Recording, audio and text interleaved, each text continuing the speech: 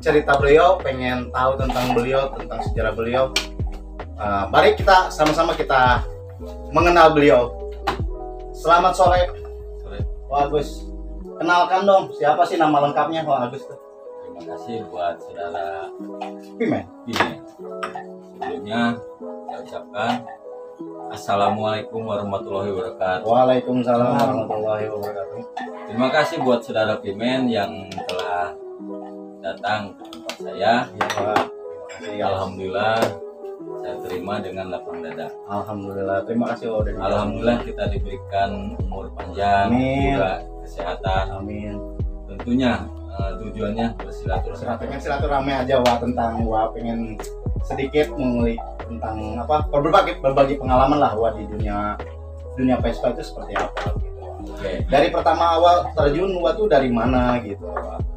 Terus senang motor tuh awal dari mana? Boleh sedikit lah cerita. Boleh.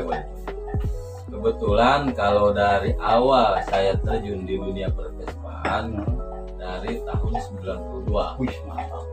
Pada waktu itu saya baru lulus sekolah SLTA. Barulah sekarang saya SMP ya? Nah, sekarang udah SMP. Lebih dari SMP kan? Lebih dari SMP. Iya.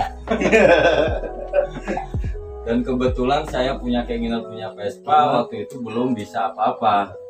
Nah, di saat itu sering mogok-mogok. Katanya Vespa itu jangan dibeli lah, karena Vespa itu sering mogok-mogok. Nah, saya tidak terfokus ke seperti itu. Tetap penasaran ya, tetap penasaran. Tuh. Nah, dan kebetulan saya punya Vespa itu benar mogok terus. Nah, Terus. tapi saya tidak pantang mundur. Tetap berjuang. Sampai lari ke bengkel-bengkel, akhirnya tetap masih seperti itu. Akhirnya ada benak kepikiran apa benar Vespa ini sering mogok. Nah, akhirnya saya timbul untuk ngebenerin sendiri dengan ilmu yang tidak punya ilmu lah. Akhirnya Otodidak. Nah, saya bongkar-bongkar sendiri sampai saya beli Vespa itu tiga. Dalam kondisi amburadul, mati total. Cuman saya ada kepikiran terus untuk berusaha supaya menghidupkan kembali Vespa itu. Nah, setelah saya coba-coba dengan ilmu yang ada, saya kaji dari nol sampai akhir. Alhamdulillah saya bisa sendiri. Luar biasa. Sampai pengapian, apalagi bongkar mesin, udah di luar kepala itu. Nah, setelah itu banyaklah teman-teman yang sering nongkrong ke rumah. Nah, awal-awal mereka tidak punya klub. Nah, waktu itu masih PCB apa tuh? Vespa Club Bogor yang awal-awal ada di Kota Bogor ini. Nah, setelah itu akhirnya teman-teman merasa puas dengan hasil servisan saya dan kebetulan merekomendasikan sudah aja Bang buka ke bengkel. Tahun berapa tuh Pak? Itu tahun sekitar 95. Ya. Nah, awalnya tidak ada keberanian karena merasa cukup untuk diri lah sendiri. Belum pede. Tadi ya dari tahun 95 ngawalin bengkel. Anak-anak dengan hasil Jawa puas. Terus dari itu gimana? Dari itu alhamdulillah semakin banyak anak-anak Vespa pada ngumpul. Karena dari sisi lain setiap teman itu ada yang membawa temannya pula kan. Nah, setelah itu barulah mereka baru pada suka ketika motor Vespa itu diceperin. Nah, kebetulan posisi motor saya tahun 79 yang super ya. Itu saya bikin ceper knalpot sampai panjang yang kayak corong. Nah, Kecil ya. makanya mereka memberikan nama saya Agus Langgir. Nah, itu Langgir sejarahnya. Nah, Langgir kan kalau bahasa Sunda itu kalajengking. Makanya ada moncong panjang. Entah kenapa akhirnya jadi booming nama saya Agus Langgir. Situlah mereka pada kenal dengan nama saya Agus Langgir. Jadi itu ya jadi ikonik ya. Betul sekali. Nah, setelah banyak akhirnya kita mengadakan touring-touring kecil-kecil dulu ya, yang jarak tempuhnya yang tidak terlalu jauh seperti ke Pelabuhan Ratu, ke Anyer, Pantai Carita, seperti itu. Lama-kelamaan akhirnya anak-anak Vespa semakin banyak. Nah, disitulah semakin banyaknya anak Vespa, semakin banyak pula yang peminat pembelinya. Nah, dengan hasil yang mereka dapatkan dari servisan saya, alhamdulillah tidak mengalami kendala sedikit pun. dalam perjalanan kayak selalu, soalnya saya kan selalu ikut sebagai swiper lah. Ya, Jadi aman ya mereka ya, merasa aman. Jadi ya. merasa aman di situlah akhirnya semakin banyak lagi. Terus awal Wak Agus ya, awal mulai terjun di klub tahun berapa?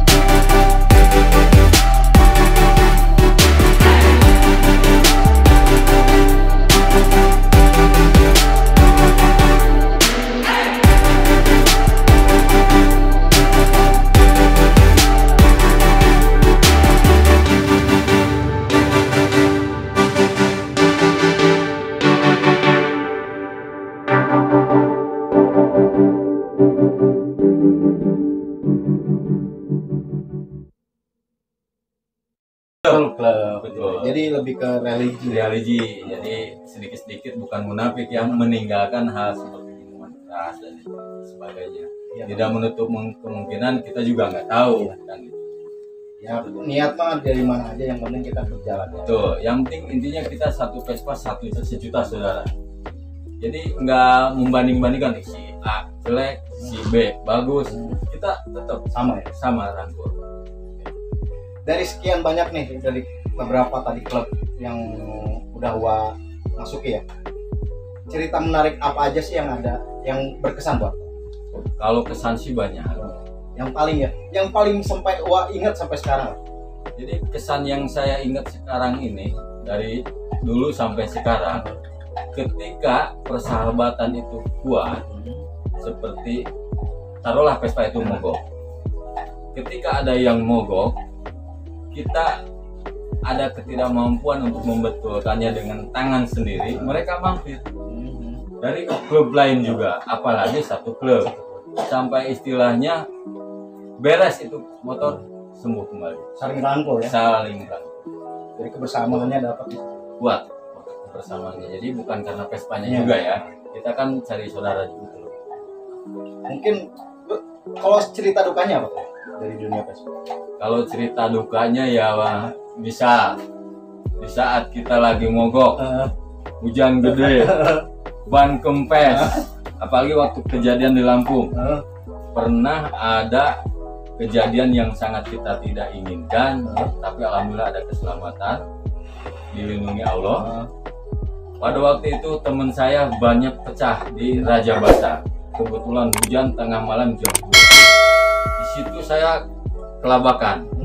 Soalnya yang lain sudah pada duluan, karena kan saya penyapu, swiper. Iya, jadi cuma ada 2 motor. Disitulah, makanya ketika itu nekat saya menyusul yang paling depan.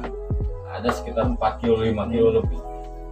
Nggak jauh, cuman minjem ban Vespa serepnya saja. Kemudian setelah dapat, saya kembali lagi untuk benerin motor ini. Alhamdulillah. Jadi sampai sekarang berkesan. Iya. Pak, ngomong-ngomong touring itu udah ke Lampung. Memang paling jauh kemana sih waktu touring?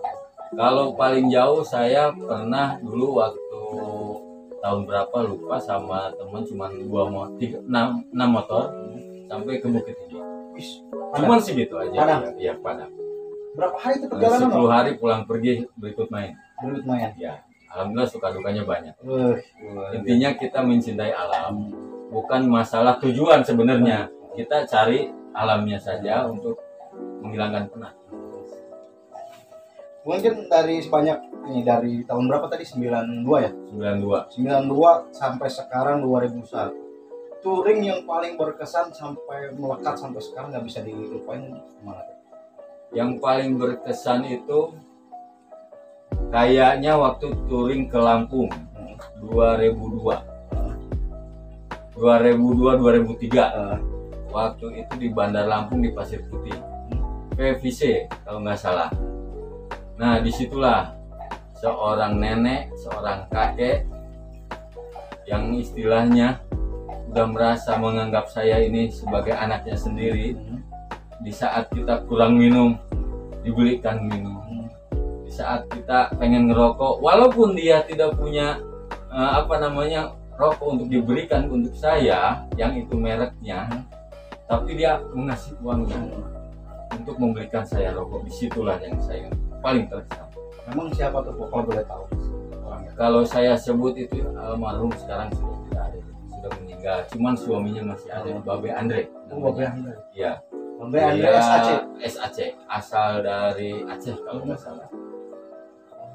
Suaminya masih ada sekarang. Dan selalu masih silaturahmi ke rumah saya. Si kakek nyentrik itu ya? Ya, gaul abis. Semangatnya tinggi tuh. Ya, kobra lah, kolot beragajul. Kalau korat? Kolat apa? Kolot beragajul. Kobra. Aduh, luar biasa itu. Alhamdulillah, saya sampai tidak lupa sama istrinya. Sampai sekarang ya, sampai sekarang. Tetap silaturahmi ya? Betul. Jadi udah kayak anak sendiri. Luar biasa ya, banyak juga kan. Pak, bagi-bagi dong resepnya buat dari sampai bisa selama ini di dunia biker. Buat kita biker pemula nih, Pak. Orang-orang baru di dunia biker. Bagi-bagi dong resepnya bisa sampai sawit juga dunia biker nyaman. Sebenarnya simpel. Ketika kita menerima, contoh saya sebagai mekanik, menerima pasien yang servis ke saya, jangan kau anggap itu adalah sifatnya mencari uang, tapi kita anggap tetap saudara. Nah, disitulah akan adanya perjalanan silaturahmi yang panjang. Tapi sebaliknya, ketika kita niatnya mencari uang, maka saudara pun hilang. Tapi ketika kita niatnya untuk pahala, beribadah, pahala dapat, uang pun dijamin pasti dapat. Itu prinsipnya. Makanya sampai sekarang anak-anak bukan menganggap saya ini sebagai mekanik, tapi sebagai dituakan. Jadi saya sepuh ya, sebagai sepuh. Jadi banyak, mungkin dia lebih bisa berbagi ilmu. Betul. Dan saya juga tidak pelit ilmu.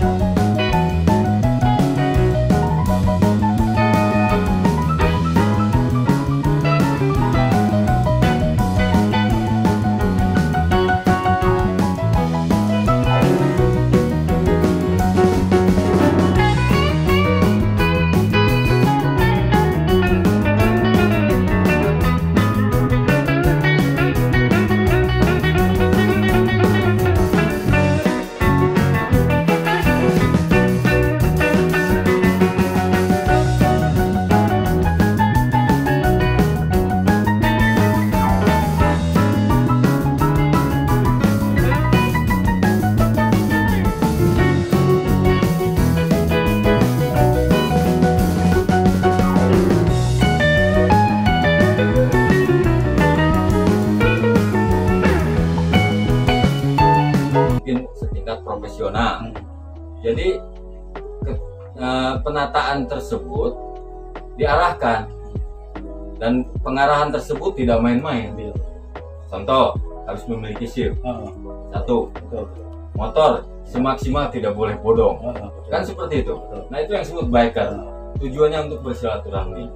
Nah, mungkin kalau geng motor ini menurut pendapat saya, yang sama sekali saya tidak menjelekkan, karena mereka tidak terkoordinir, hanya kumpul-kumpul saja.